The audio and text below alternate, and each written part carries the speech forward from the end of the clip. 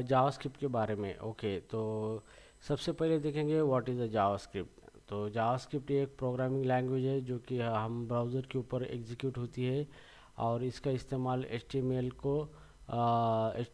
के साथ काम करना होता है। और HTML जो वेब पेज होता है हमारा, उस वेब पेज के अंदर फंक्शनैलिटी बनाने के लिए जावास्क्रिप्ट का इस्तेमाल होता है। तो जो भी हमारा HTML वेब पेज है उसको डायनामिक बनाना है। डायनामिक का मतलब ये होता है कि हम उस HTML पेज के ऊपर कुछ फंक्शनलिटी ऐड करते हैं, उस पेज को इंटरेक्टिव बनाते हैं। मतलब उस पेज के अंदर कुछ बटन होते हैं, बटन को क्लिक करने के बाद कुछ एक्शन परफॉर्म होती है, कुछ अलग अलग तरीके की चीज़ें वहाँ पे हम बना सकते हैं, जैसे एनिमेशन होता है, या फिर बटन को क्लिक करने के बाद हमारा एप्लीकेशन कुछ आउटपुट जनरेट करता है। तो ये सारी चीज़ें करने के लिए हम यहाँ पे जावास्क्रिप्ट का इस्तेमाल करते हैं। तो जावास्क्रिप्ट ये क्लाइंट साइड प्रोग्रामिंग लैंग्वेज है। क्लाइंट साइड का मतलब ये ब्राउज़र के ऊपर ही रन होती है जावास्क्रिप्ट।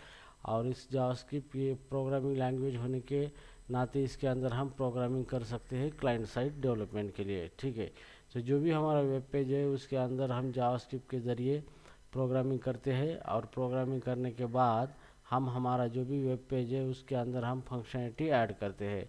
तो ये हो गया आपकी जावास्क्रिप्ट के बारे में। ठीक है, तो सबसे पहले हम देखेंगे जावास्क्रिप्ट के अंदर कॉन्सेप्ट देखेंगे variable declaration. Variable declaration declaration ठीक है, तो वेरिएबल डिक्लेरेशन क्या होता है ये हम देखेंगे।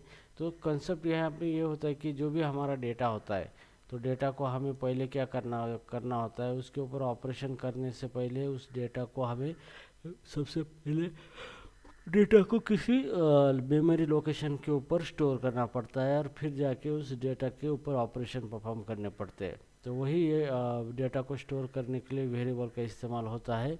तो variable is nothing but the some memory location भी हम कह सकते हैं, जिसके अंदर हम डेटा को स्टोर करके रखते हैं और उसके ऊपर ऑपरेशन परफॉर्म करते हैं हम यहाँ पे। ठीक है, तो जैसे कि यहाँ पे देखो, मैं प्रैक्टिकली आपको ये चीज़ें बताता हूँ यहाँ पे। तो जैसे कि मैं यहाँ पे एक फ़ोल्डर बना देता हूँ, यहाँ पे न्यू फोल्डर, इसका नाम देता हूँ जावास्क्रिप्ट।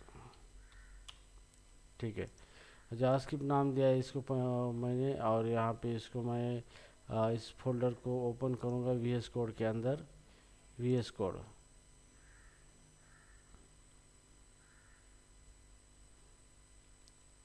ओके, VS कोड के अंदर तो मैं यहाँ पे फाइल बनाऊंगा, जो यहाँ पे जैसे index.html फाइल यहाँ पे। ठीक है, अब यहाँ पे मैंने ये फोल्डर फाइल बना दिए है, जैसे कि HTML5 फाइल है हमारी यहाँ पे।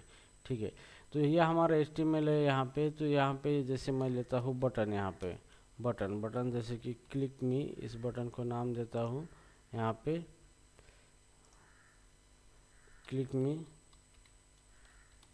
क्लिक मी मैंने नाम दिया है इस बटन को। ठीक है, अब चलो इस फाइल को हम रन करते हैं यहाँ पे, जैसे कि ओपन इन डिफ़ॉल्ट ब्राउज़र, या फिर आपका जो भी ब्राउज़र है उसके अंदर। तो यहाँ पे मैं जूम इन कर देता हूँ, तो यहाँ पे देखो बटन आ चुका है मेरा। ठीक है, लेकिन HTML सिर्फ आपको ये इस तरीके के UI कंपोनेंट प्रोवाइड करता है, जिसके ऊपर एक्शन को परफॉर्म करने के लिए यहाँ पे हमें जावास्क्रिप्ट का इस्तेमाल करना पड़ता है। अब ये बटन है, ये सिर्फ यहाँ पे हम क्लिक कर रहे तो कोई एक्शन परफॉर्म नहीं हो रही है यहाँ पे, सिर्फ ये यूज़र इंटरफेस बनाता है और वेब पेजेस को क्रिएट करता है यहाँ पे HTML। तो हम इसके ऊपर कुछ फंक्शनलिटी ऐड करना चाहते हैं, तो यहाँ पे जावास्क्रिप्ट का इस्तेमाल करके हम फंक्शनलिटी करना चाहते हैं, ऐड कर सकते हैं। ठीक है, तो हमें जावास्क्रिप्ट का कोड लिखने के लिए हमें स्क्रिप्ट टैग लिखना पड़ेगा यहाँ पे, जिसके अंदर हम जावास्क्रिप्ट का कोड लिख सकते हैं, जैसे स्क्रिप्ट टैग यहाँ पे। ठीक है, ये हमने स्क्रिप्ट टैग लिखी है, और इसके अंदर हम यहाँ पे लिखेंगे JavaScript here, JavaScript code here. ठीक है, तो यहाँ पे हम जावास्क्रिप्ट का कोड लिखेंगे इसके अंदर। ठीक है, तो ये हो गया हमारा जावास्क्रिप्ट। तो जावास्क्रिप्ट लिखने के लिए आपको स्क्रिप्ट टैब के अंदर जावास्क्रिप्ट का कोड लिखना आता है। तो मैं यहाँ पे ये इंटरनल स्क्रिप्ट है, और दो होती है एक्सटर्नल स्क्रिप्ट। एक्सटर्नल स्क्रिप्ट का मतलब हम सेपरेट यहाँ पे जावास्क्रिप्ट की फाइल बनाते हैं और उसको लिंक करते हैं इस पेज के ऊपर। और इंटरनल स्क्रिप्ट का मतलब हम करंट पेज वेब पेज के अंदर ही क्या करते हैं, जावास्क्रिप्ट को लिखते हैं। तो यहाँ पे जावास्क्रिप्ट, अभी मान लो मेरे पास ये बटन है, तो मुझे क्या करना है, इस बटन के क्लिक पे कुछ मैसेज डिस्प्ले करना है यहाँ पे। तो डायरेक्टली HTML के अंदर हम नहीं कर सकते, इसलिए हमें जावास्क्रिप्ट का इस्तेमाल करना पड़ता है।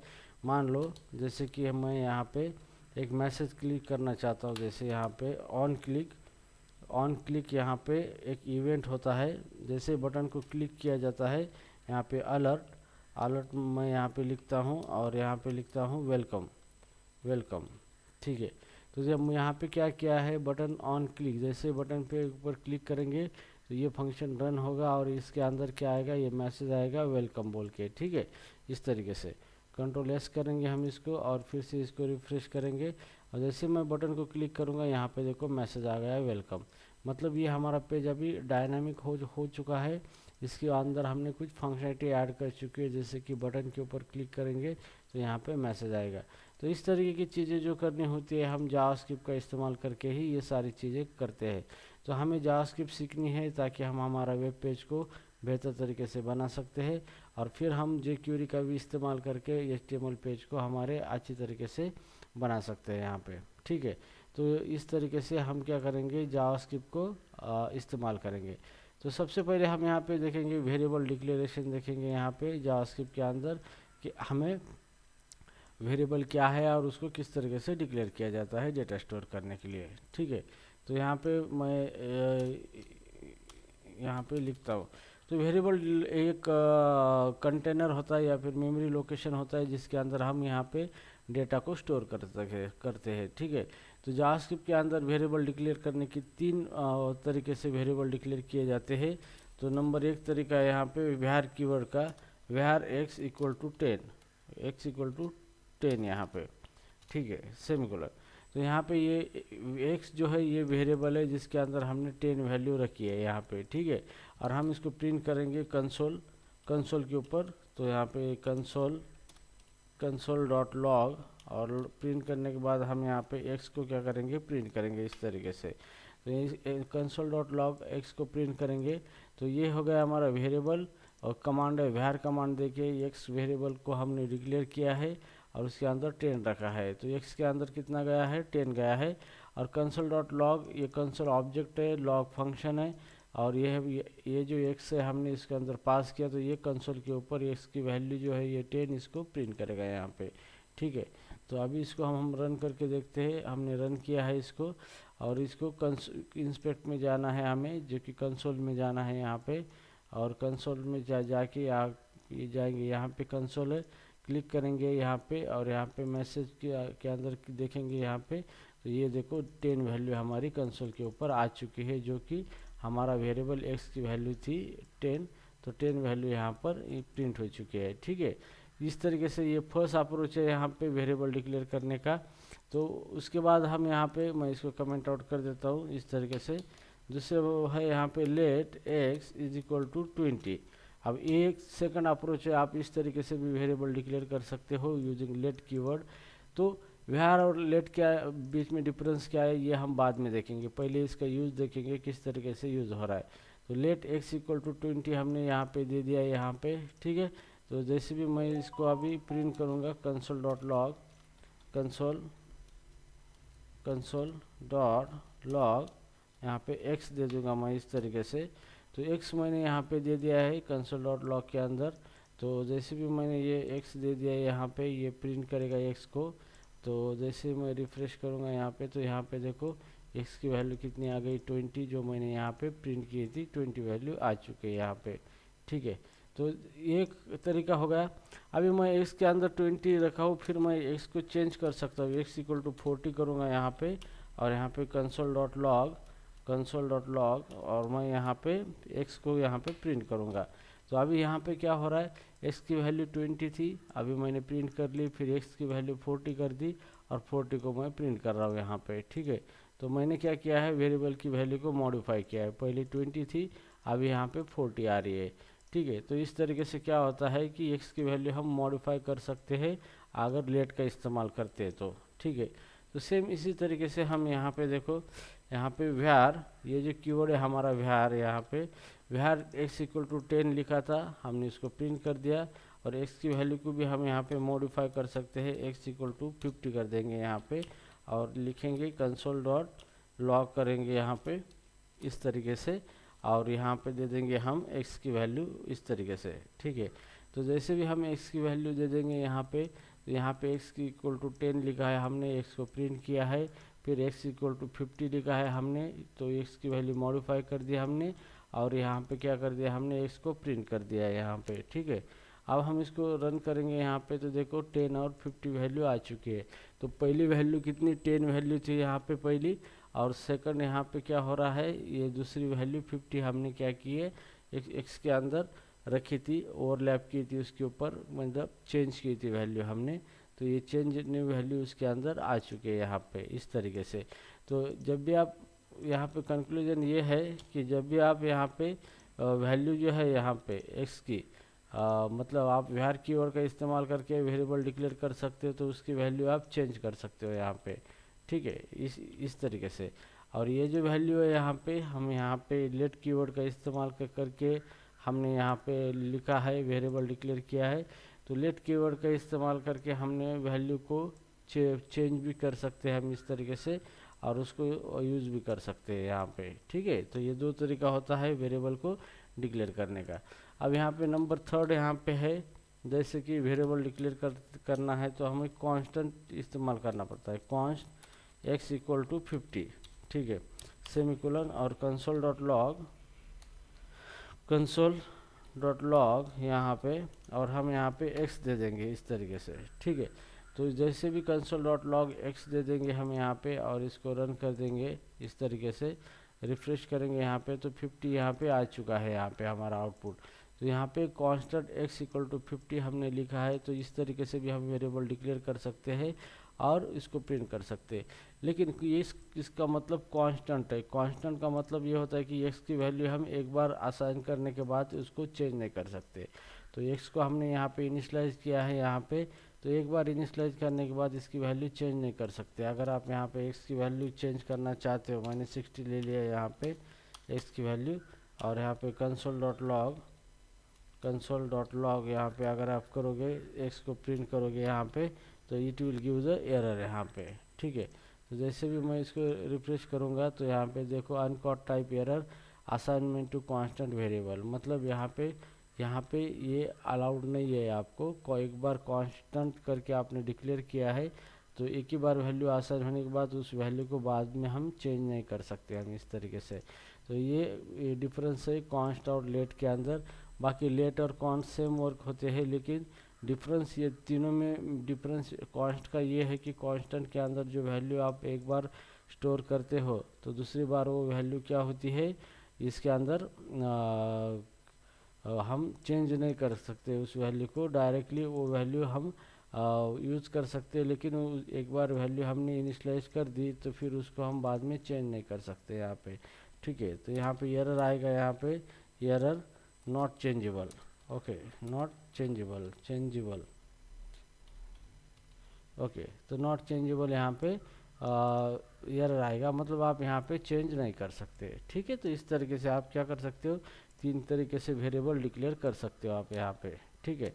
तो आप अभी हम देखेंगे वेरिएबल को हमने देखा है यहाँ पे। तो अभी हम देखेंगे ऑपरेटर के बारे में। यहाँ पे 3 ऑपरेटर्स इन जावास्क्रिप्ट, ठीक है। अब ऑपरेटर इन जावास्क्रिप्ट के बारे में हम देखेंगे यहाँ पे, ऑपरेटर्स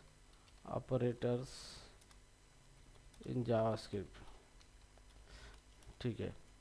तो ऑपरेटर का मतलब ये होता है कि एक सिंबल होता है जिसका एक स्पेशल मीनिंग होता है और वो कुछ ऑपरेशन परफॉर्म करता है, ठीक है। तो ऑपरेटर के कुछ टाइप्स होते हैं यहाँ पे, अलग अलग कैटेगरी के ऑपरेटर है। उसमें से नंबर 1 है यहाँ पे अरिथमेटिक ऑपरेटर,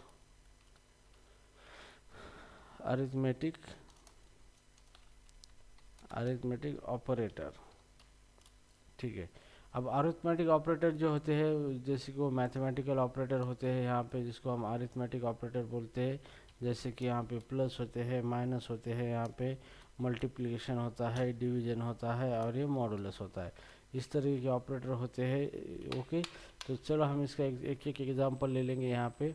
जैसे मैं यहाँ पे वेरिएबल लिखता हूँ var x is equal to 10, okay, and var y is equal to 30, ठीक है।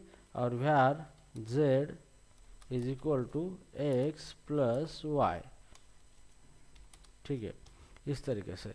तो यहाँ पे क्या किया हमने, x वेरिएबल के अंदर 10 रखा, y के अंदर 30 रखा, और z equal to x plus y कर दिया। तो ये प्लस क्या है, ऑपरेटर है, और ये क्या है, ऑपरेंड है दोनों। ठीक है, तो x एंड y ऑपरेंड है जिसके ऊपर ये ऑपरेटर परफॉर्म करता है एडिशन।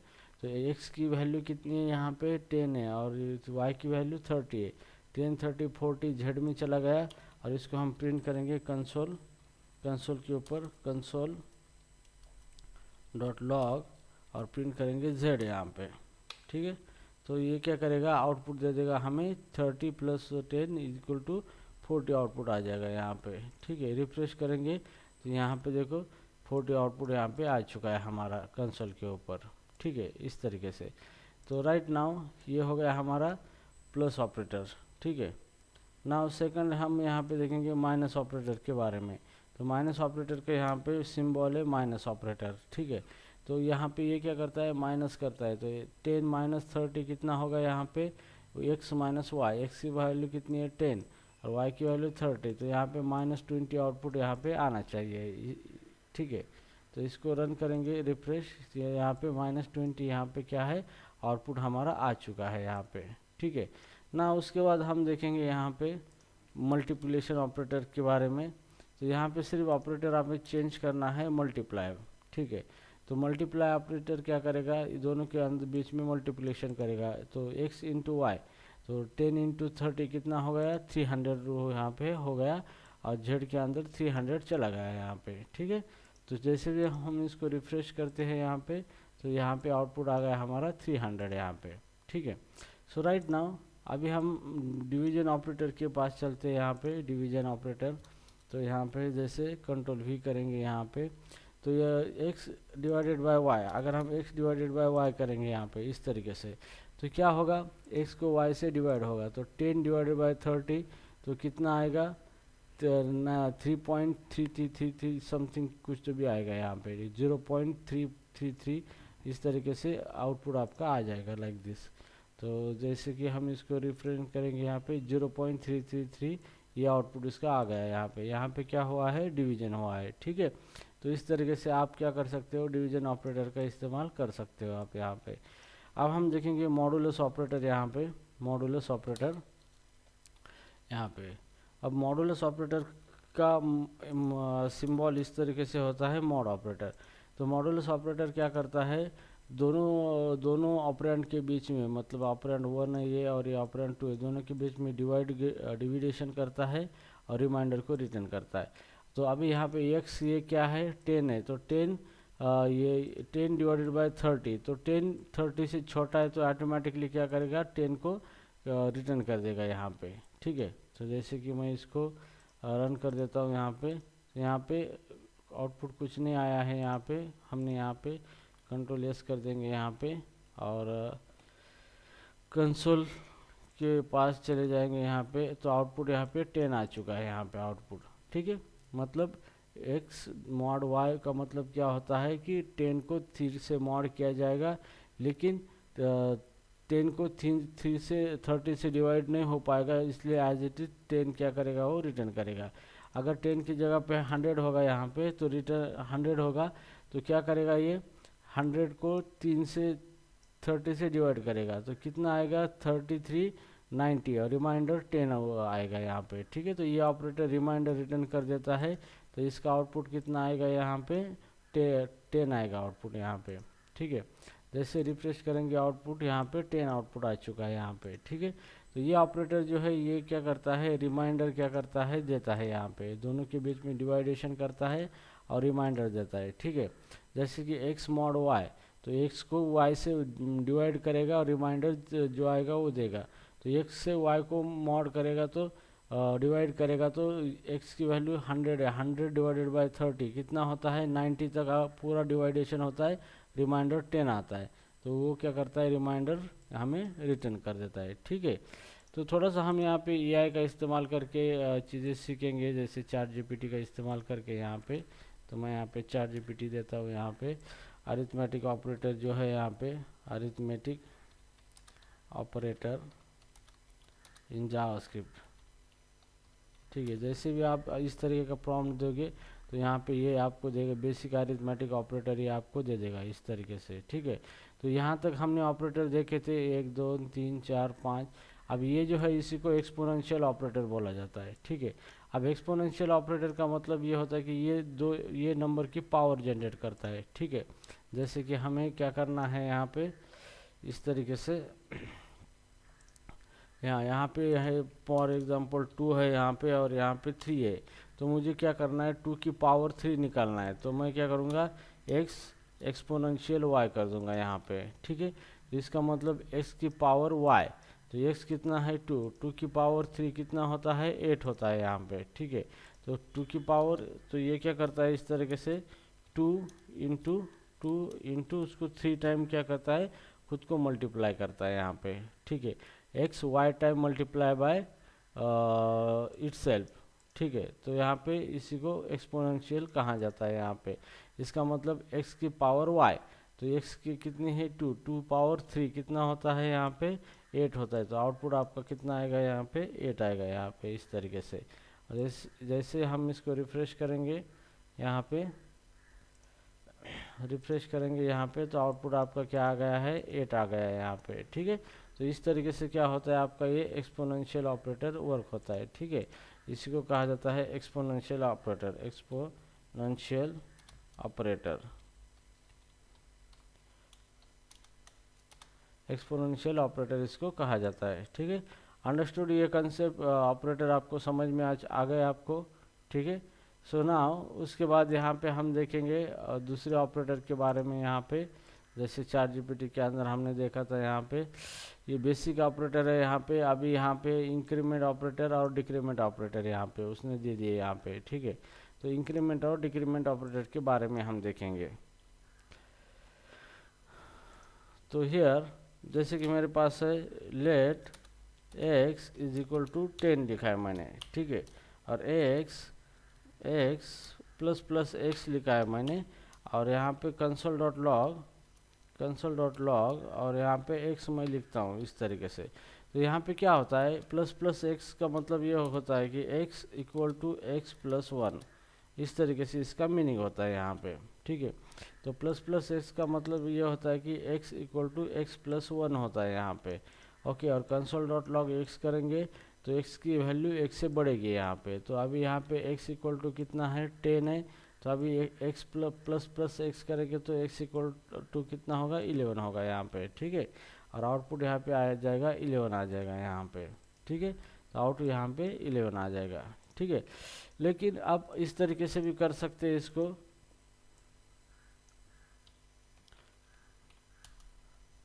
इस तरीके से x प्लस प्लस या फिर प्लस प्लस एक्स कर सकते हो आप इसको। ठीक है, तो यहाँ पे x इक्वल टू 10 लिखा है, x प्लस प्लस एक्स एक से बढ़ चुका है और x की वैल्यू हमने प्रिंट कर दी, तो ये भी क्या होगा आउटपुट आपका 11 ही आ जाएगा, इसके अंदर आउटपुट 11 ही आ जाएगा। ठीक है, अब इसका मेन डिफरेंस कब पता चलेगा आपको, जब आप इसको क्या करोगे एक्सप्रेशन के अंदर यूज़ करोगे। ठीक है, जैसे कि मैं यहाँ पे क्या करता हूँ लेट x इक्वल टू 50 और let y is equal to 20 plus x plus plus plus 5।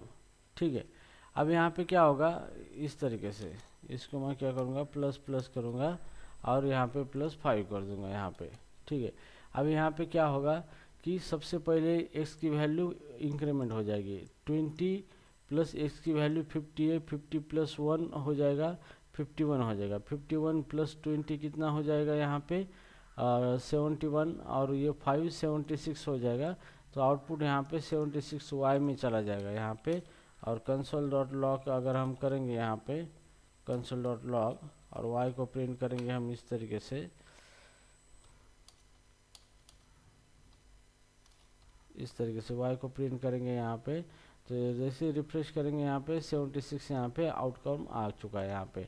अगर हम ये प्रीफिक्स प्लस प्लस कहते हैं इसको। ठीक है, तो यहाँ ये जो एक्सप्रेशन में मैंने इसको यूज़ किया है, तो सबसे पहले इसकी वैल्यू इंक्रीमेंट होगी और उसके बाद एक्सप्रेशन यहाँ पे एग्जीक्यूट होगा। ठीक है, मैं इसी कोड को अभी यूज़ करता हूँ यहाँ पे, इसी कोड को, और इसको कमेंट आउट कर देता हूँ।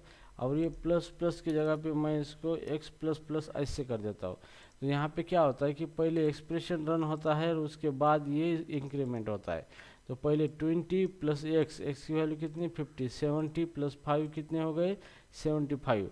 तो यहाँ पे आउटपुट 75 आ जाएगा और उसके बाद एक्स एक से बढ़ेगा, मतलब एक्स 51 हो जाएगा। ठीक है, तो यहाँ पे आउटपुट 75 आ जाएगा। यहाँ पे 75 आपका आउटपुट आ गया यहाँ पे। तो ये पोस्ट फिक्स कहा जाता है और इसको प्रीफिक्स कहा जाता है। तो प्रीफिक्स के अंदर पहले एक्स की वैल्यू बढ़ती है और फिर एक्सप्रेशन एग्जीक्यूट होता है, और पोस्ट फिक्स में क्या होता है, पहले एक्सप्रेशन रन होता है और उसके बाद इसकी वैल्यू बढ़ती है। तो यही डिफरेंस है ये दोनों के अंदर। ठीक है, इस तरीके से। तो ये हो गया इंक्रीमेंट, प्लस प्लस हमने यूज़ किया है। अभी हम इसका माइनस माइनस भी यूज़ कर सकते हैं यहाँ पे, जैसे कि हेयर माइनस माइनस एक्स, हम इसको इस तरीके से बना सकते हैं। और कंसोल डॉट लॉग यहाँ पे, और एक्स यहाँ पे अगर करते हैं यहाँ पे इस तरीके से, तो ये क्या करेगा, एक्स माइनस माइनस एक्स का मतलब क्या होगा, x equal to x minus 1। Okay, इसका मतलब इस तरीके से हो जाएगा, x equal to x minus 1। तो यहाँ पे 50 जो है, तो 50 का 49 हो जाएगा और आउटपुट में 49 आ जाएगा आपका आउटपुट यहाँ पे। तो जैसे रिफ्रेश करूँगा यहाँ पे आ जाएगा 49 यहाँ पे इस तरीके से। ठीक है, सो राइट नाउ अगर हम इसको पोस्ट फिक्स माइनस माइनस करेंगे यहाँ पे, जैसे कि यहाँ पे माइनस माइनस है, यहाँ पे माइनस माइनस कर देंगे इस तरीके से, फिर भी इसका आउटकम यहाँ पे सेम आएगा। अगर वो किसी एक्सप्रेशन के अंदर नहीं यूज़ किया गया है तो आउटपुट इसका क्या आएगा, सेम आएगा। तो एक से इसकी वैल्यू क्या होगी, माइनस होगी, तो आउटपुट यहाँ पे क्या आएगा, 49 ही आउटपुट आ जाएगा आपका। रिफ्रेश करेंगे तो 49 ही आउटपुट आपका आ चुका है। ठीक है, तो इसकी रियल डिफरेंस एक्सप्रेशन के अंदर पता चलता है आपको। जैसे कि हम एक्सप्रेशन हमने यहाँ पे लिया था, इसको मैं कॉपी करता हूँ यहाँ पे, और इसको मैं कंसोल कमेंट कर देता हूँ यहाँ पे। ठीक है, अभी ये जो है मेरा एक्सप्रेशन है, यहाँ पे मैंने लिखा है यहाँ पे। तो जैसे कि मैं यहाँ पे क्या करूँगा, माइनस माइनस लिखूँगा यहाँ पे, एक्स माइनस माइनस। तो सबसे पहले ये एक्सप्रेशन रन होगा और बाद में सबसे पहले एक्स की वैल्यू इवेल्युएट होगी और उसके बाद में एक्सप्रेशन रन होगा। ठीक है, तो सबसे पहले एक्स की वैल्यू माइनस होगी एक से 49, 49 प्लस 5 कितने हो गए यहाँ पे 44, 49 यहाँ पे 54 हो जाएंगे, और उसके बाद 20, तो यहाँ पे कितना 74 आउटपुट आ जाएगा यहाँ पे। ठीक है, तो कंट्रोल एस करेंगे इसको, रिफ्रेश, तो 74 यहाँ पे आउटपुट आ जाएगा। ठीक है, तो ये प्रीफिक्स में पहले इसकी वैल्यू डिक्रीमेंट होगी और बाद में एक्सप्रेशन रन होगा। ठीक है, लेकिन पोस्ट फिक्स में क्या होगा, पहले एक्सप्रेशन रन होगा और बाद में वैल्यू डिक्रीमेंट होगी इसकी। ठीक है, तो इसको अगर हम पोस्ट फिक्स में यूज़ कर सकते हैं इस तरीके से, इस तरीके से माइनस माइनस।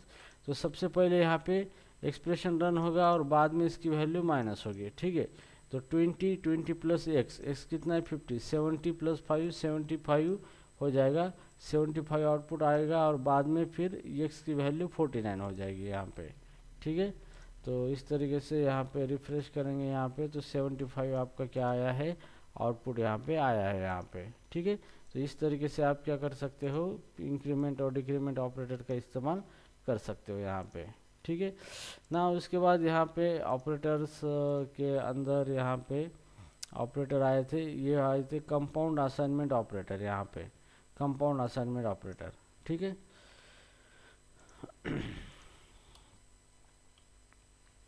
ठीक है, कंपाउंड असाइनमेंट ऑपरेटर यहाँ पे है। इसका मतलब ये होता है कि ये कंपाउंड असाइनमेंट ऑपरेटर यहाँ पे लिखे वाले प्लस इक्वल टू यहाँ पे क्या है, माइनस इक्वल टू है, मल्टीप्लाई इक्वल टू है। ठीक है, तो ये अरिथमेटिक ऑपरेटर का ही एक अलग सा फॉर्म है, इसी को कहा जाता है कंपाउंड असाइनमेंट ऑपरेटर। ठीक है, तो सबसे पहले यहाँ पे ऑपरेटर आ जाएगा आपका प्लस इक्वल टू। तो इसका मीनिंग ये होता है, इस ऑपरेटर का मीनिंग, इसका मीनिंग ये होता है कि फॉर एग्जांपल मैं यहाँ पे लिखता हूँ let x equal to 10 and मैं लिखता हूँ x plus equal to 5 semicolon. तो इसका मीनिंग ये होता है, ये है हो गया आपका ऑपरेटर और ये दो ऑपरेंड हो गए। तो इसका मीनिंग ये होता है इसका कि x equal to x plus 5, इस तरीके से इसका मीनिंग होता है यहाँ पे। ठीक है, इसका मीनिंग होता है x equal to x plus 5 इस तरीके से। तो मैं अगर इसका आउटपुट कंसोल डॉट लॉग करूँगा मैं इसको, और यहाँ पे मैं इसको x प्रिंट करूँगा, तो x का आउटपुट कितना आना चाहिए, x equal to x plus 5 15 आना चाहिए आउटपुट यहाँ पे। ओके, तो जैसे भी मैं इसको रन कर देता हूँ यहाँ पे, तो आउटपुट यहाँ पे 15 आ चुका है हमारा। ठीक है, इस तरीके से ना। उसके बाद हम देखेंगे माइनस ऑपरेटर के बारे में यहाँ पे, कंट्रोल C, और इसको मैं कमेंट आउट कर देता हूँ यहाँ पे माइनस। तो यहाँ पे हमें माइनस इस तरीके से यूज करूँगा। तो x equal to 10, x minus equal to 5 का मतलब होता है x equal to x minus 5।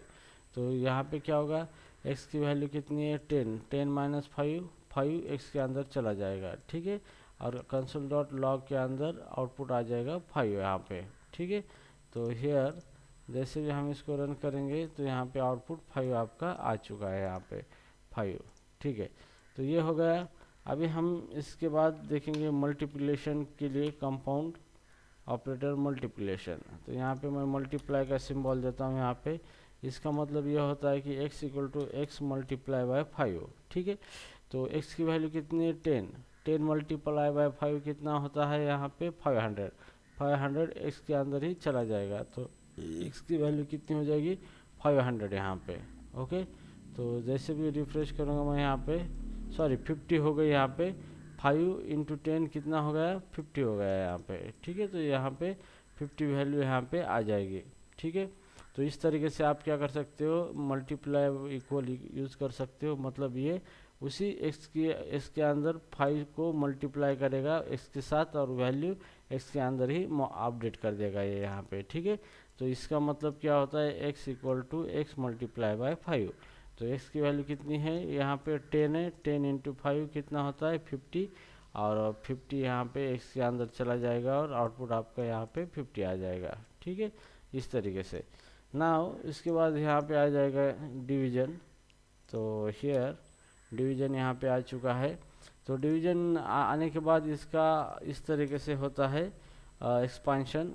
तो x डिवीजन इक्वल टू 5 का मतलब होता है x equal to x divided by 5। तो x की वैल्यू 10 है, 10 डिवाइडेड बाई 5 कितना आता है 2 आता है, और 2 चला जाएगा x के अंदर, और x की अपडेटेड वैल्यू कितनी हो जाएगी 2 हो जाएगी यहाँ पे। ठीक है, तो इसको रिफ्रेश कर देते हैं यहाँ पे, तो यहाँ पे आ गई इसकी वैल्यू 2 आ गई यहाँ पे। ओके, इस तरीके से। नाउ उसके बाद हम देखेंगे यहाँ पे mod operator, mod operator.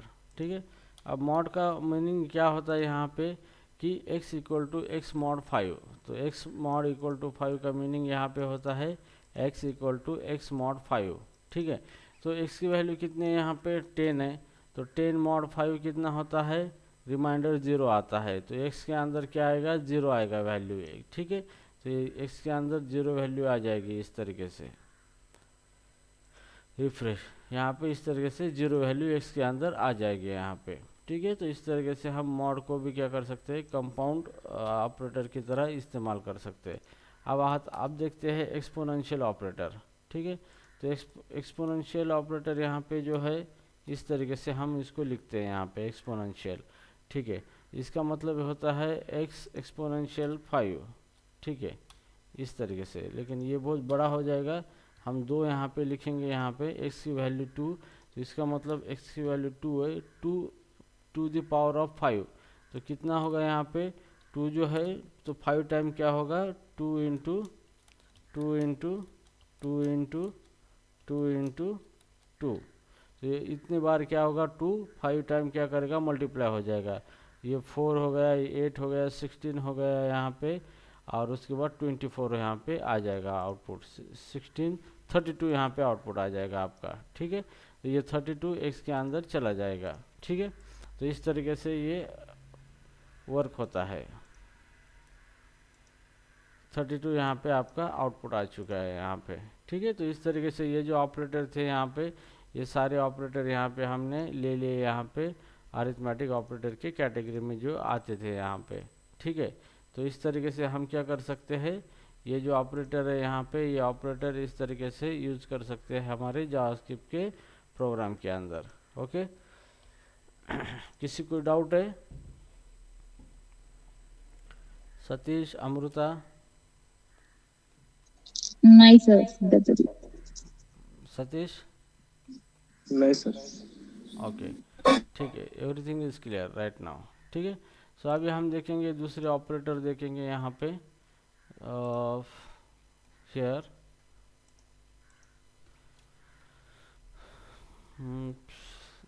Chat GPT के अंदर हम देखेंगे यहाँ पे ऑपरेटर्स इन जावास्क्रिप्ट।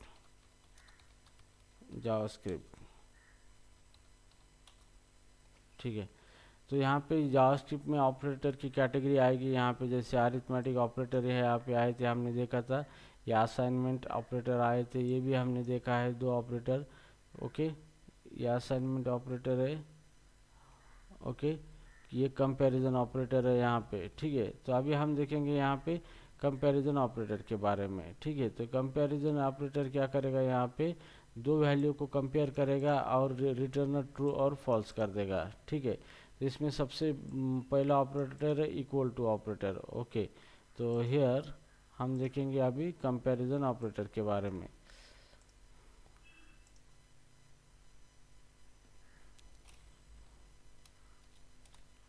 अभी हमने देखा था कंपाउंड असाइनमेंट ऑपरेटर, अभी हम देखेंगे कंपैरिजन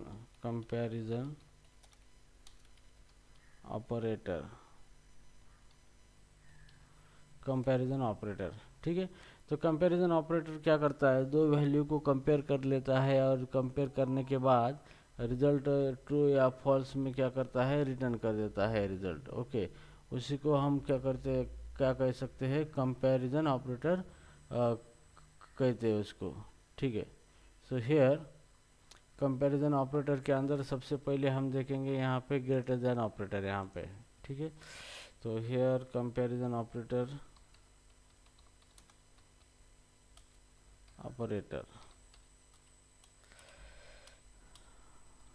ओके, तो हियर नंबर 1 देखेंगे ग्रेटर देन ऑपरेटर। ठीक है, ग्रेटर देन ऑपरेटर, जैसे मान लो जैसे कि let x is equal to 40 greater than 50 है यहाँ पे। ठीक है, और मैं यहाँ पे लिखता हूँ कंसोल डॉट लॉग x। ठीक है, अब इसका मतलब क्या होता है यहाँ पे, अगर ये x 40 ग्रेटर देन 50 अगर है तो रिटर्न ट्रू करेगा, अदरवाइज रिटर्न फॉल्स करेगा। तो 40 ग्रेटर देन 50 है या नहीं है, अगर मैं इसको 400 करूँगा तो 400 इज ग्रेटर देन 50, तो यहाँ पे x के अंदर रिटर्न ट्रू आएगा, तो यहाँ पे आउटपुट आएगा ट्रू आएगा यहाँ पे आउटपुट। ठीक है, तो चलो इसके अंदर हम देखेंगे रिफ्रेश, यहाँ पे आउटपुट क्या आ गया, ट्रू आ गया यहाँ पे। ठीक है, अगर मैं यहाँ पे 40 लिखता हूँ, यहाँ पे 40 ग्रेटर देन 50 है क्या, नहीं है, तो यहाँ पे रिटर्न क्या करेगा, फॉल्स करेगा, तो यहाँ पे रिटर्न फॉल्स करेगा। ठीक है, तो this is called as a greater than operator यहाँ पे। ठीक है, सो इसको हम कमेंट आउट कर देते हैं यहाँ पे। ठीक है, अभी हम देखेंगे इसको less than operator. Less than का सिंबल इस तरीके से होता है। ठीक है, तो यहाँ पे हम इसी कोड को यहाँ पे यूज करेंगे इस तरीके से। ओके, तो अभी मैं यहाँ पे लिखूँगा यहाँ पे इस तरीके से, सो हियर 40 लेस देन 50 है, यस, तो यहाँ पे x के अंदर 2 चला जाएगा। ठीक है, तो मैं इसको कंट्रोल एस करूँगा और रिफ्रेश करूँगा यहाँ पे, तो इसके अंदर 2 चला गया है यहाँ पे। ठीक है, अगर मैं यहाँ पे 420 करूँगा तो 400 टू लेस देन 50 है, नहीं है, तो इस एक्स के अंदर क्या चला जाएगा, फॉल्स चला जाएगा यहाँ पे। ठीक है, तो रिफ्रेश करूँगा मैं यहाँ पे, तो यहाँ पे चला गया है, फॉल्स चला गया है यहाँ पे। ठीक है, तो इस तरीके से क्या होगा कि आप ट्रू या फॉल्स आउटपुट आपका मिल जाएगा based on the comparison on less than operator यहाँ पे। ठीक है, सो राइट नाउ हियर इसको अभी हम कर देंगे यहाँ पे। ठीक है, अभी हम देखेंगे इसको equal to operator, equal to, इसको इस तरीके से डिफाइन किया जाता है। अभी मान लो कि ये इक्वल टू ऑपरेटर क्या करेगा, दोनों ऑपरेटर अगर सेम है वैल्यू तभी क्या करेगा, रिटर्न ट्रू करेगा, अदरवाइज रिटर्न फॉल्स करेगा। तो यहाँ पे क्या करेगा, ये 50 और ये 50 दोनों इक्वल है तभी रिटर्न ट्रू करेगा, अदरवाइज फॉल्स कर देगा यहाँ पे। ठीक है, तो चलो अभी ये यहाँ पे रिफ्रेश कर देते, रिटर्न ट्रू आ गया है यहाँ पे। ठीक है, अगर ये दोनों सेम नहीं है तो ये रिटर्न फॉल्स कर देगा यहाँ पे। ठीक है, तो जैसे कि 50 इक्वल टू 51 मैंने लिखा है यहाँ पे, रिफ्रेश करेंगे तो रिटर्न यहाँ पे फॉल्स आ चुका है यहाँ पे। ठीक है, तो इस तरीके से क्या होगा, ये इक्वल टू ऑपरेटर क्या करेगा, वर्क करेगा यहाँ पे। ठीक है, तो इस तरीके से हमने ये इक्वल टू ऑपरेटर के बारे में अभी देखा है यहाँ पे। ठीक है, अभी हम देखेंगे ग्रेटर देन और इक्वल टू। ग्रेटर देन और equal to,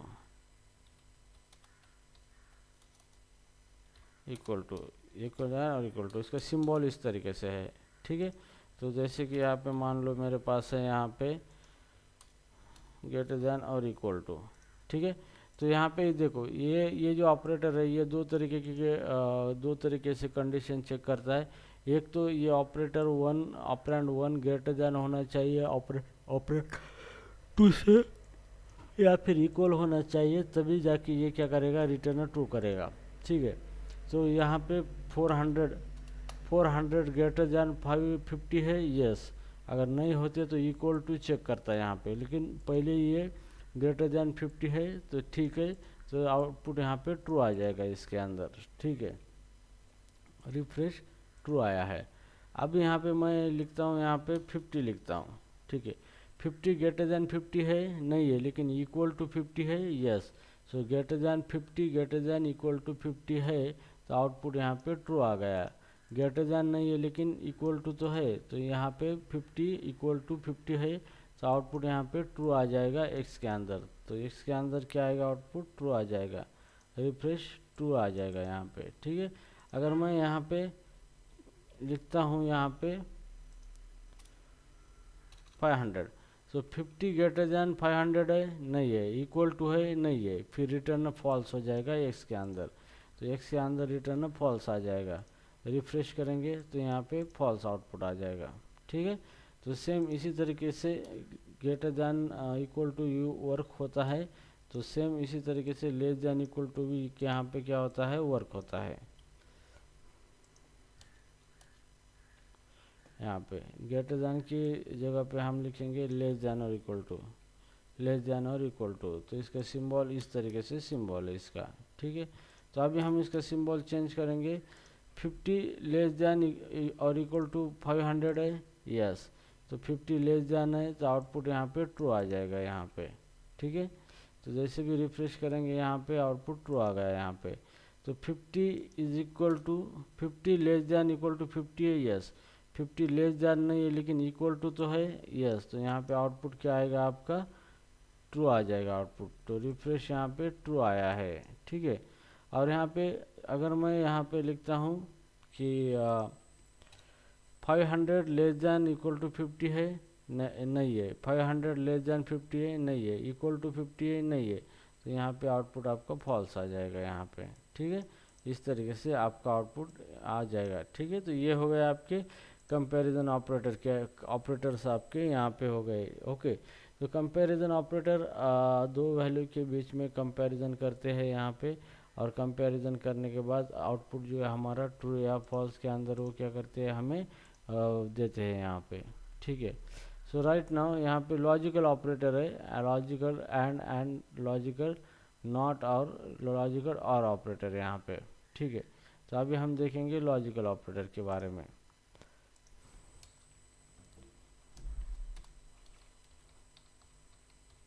logical operator,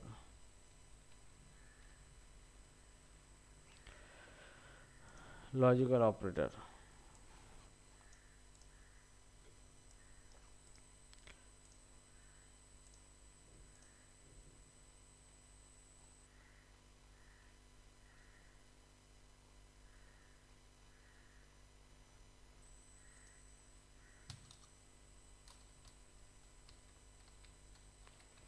logical operator,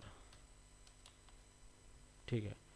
अब लॉजिकल ऑपरेटर जो है यहाँ पे, अब ये लॉजिकल ऑपरेटर का मतलब क्या है कि ये मल्टीपल ऑपरेटर को एग्जीक्यूट करके उसका सिंगल रिजल्ट जनरेट करता है, उसी को लॉजिकल ऑपरेटर कहा जाता है, ठीक है। जैसे कि let x is equal to 4 greater than 5 and logical and operator and 2 equal to 5, ठीक है। अब ये ऑपरेटर क्या करता है, ये दोनों ऑपरेंड का रिजल्ट ट्रू आता है तो रिटर्नर ट्रू करता है, अदरवाइज क्या करता है, फॉल्स करता है। अब ये देखो 4 greater than 5 है, नहीं है, रिजल्ट फॉल्स आ गया, तो ये रिटर्नर फॉल्स ही करेगा। तो इसको दोनों की वैल्यू ट्रू चाहिए, ये भी ट्रू चाहिए, ये भी ट्रू चाहिए, दोनों में से एक भी ट्रू मिला तो दोनों में से एक भी फॉल्स मिला तो ये क्या करेगा, आगे चेक नहीं करेगा, डायरेक्टली रिटर्न फॉल्स ही कर देगा यहाँ पे। तो यहाँ पे देखो 4 greater than 5 है, नहीं है, फॉल्स आया है, तो डायरेक्टली x की वैल्यू फॉल्स आ जाएगी यहाँ पे, ठीक है।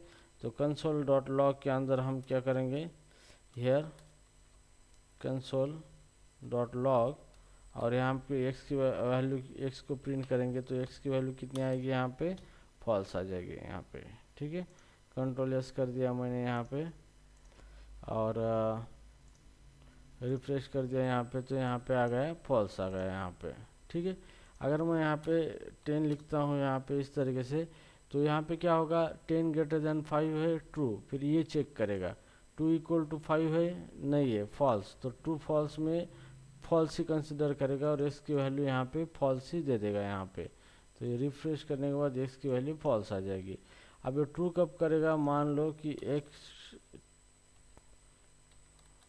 ओके, अभी 10 greater than 5 है, यस, एंड 2 equal to 2 है, यस, अभी दोनों कंडीशन ट्रू हो गई है, तो ये रिटर्न क्या करेगा, ट्रू करेगा, मतलब x के अंदर ट्रू वैल्यू क्या करेगा, असाइन कर देगा यहाँ पे। तो रिफ्रेश करने के बाद यहाँ पे आ जाएगा, ट्रू वैल्यू आ जाएगा, ठीक है। तो इस तरीके से क्या होता है, आपका अरिथमेटिक ऑपरेटर क्या होता है, वर्क होता है जावास्क्रिप्ट के अंदर, ओके। तो ये हो गया आप, sorry, logical and operator work होता है जावास्क्रिप्ट के अंदर, ठीक है। तो अभी हम देखेंगे यहाँ पे दूसरा ऑपरेटर,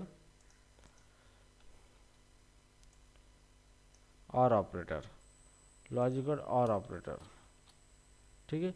अब ये और ऑपरेटर क्या करता है, दोनों में से कोई भी एक्सप्रेशन जो है, कंडीशन अगर ट्रू होती है तो रिटर्न ट्रू करता है, अदरवाइज रिटर्न फॉल्स कर देता है यहाँ पे, ठीक है। तो यहाँ पे देखो 10 greater than 5 है, रिटर्न ट्रू आ गया है, तो अभी यहाँ पे ये दूसरी कंडीशन नहीं चेक करेगा, क्योंकि दोनों में से कोई एक भी ट्रू मिल गया उसको तो रिटर्न ट्रू करेगा। तो 10 greater than 5 है, यस, तो ऑटोमेटिकली x के अंदर ट्रू यहाँ पे भेज देगा, तो आउटपुट आपका यहाँ पे आ जाएगा, ट्रू ही आ जाएगा आउटपुट, ठीक है। अगर मैं यहाँ पे कंडीशन देता हूँ 0 greater than 5 है क्या, ठीक है, और नहीं है, तो 0 greater than 5 है, नहीं है, यहाँ पे फॉल्स आया है, तो आगे चेक करेगा 2 equal to 2 है, यस, ट्रू आ गया, तो रिटर्नर ट्रू कर देगा यहाँ पे, ठीक है। तो दोनों में से एक भी ट्रू आया तो रिटर्नर ट्रू कर देगा यहाँ पे, और दोनों में से कोई भी ट्रू नहीं है यहाँ पे, ठीक है। तो 0 greater than 5 है, नहीं है, 2 equal to 1 है, नहीं है, दोनों भी फॉल्स है, तो फॉल्स फॉल्स फॉल्स से क्या कर देगा, रिटर्न कर देगा x के अंदर। तो जैसे कि यहाँ पे इसको रिफ्रेश करने के बाद आ जाएगा, हमारा आउटपुट फॉल्स आ जाएगा, ठीक है। तो इस तरीके से लॉजिकल और ऑपरेटर यहाँ पे वर्क होता है, यहाँ पे इस तरीके से, ठीक है। अभी हम देखेंगे यहाँ पे not operator, logical not operator.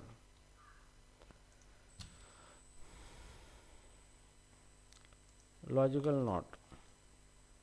अब लॉजिकल नॉट ऑपरेटर क्या करता है, ट्रू को फॉल्स करता है, फॉल्स को ट्रू करता है। जैसे कि नॉट फॉल्स, तो नॉट फॉल्स का मतलब यहाँ पे ट्रू आएगा यहाँ पे, ठीक है। तो फॉल्स को मैंने नॉट लगाया है, नॉट फॉल्स का मतलब यहाँ पे ट्रू, तो यहाँ पे आउटपुट आ जाएगा ट्रू, आउट आ जाएगा ट्रू।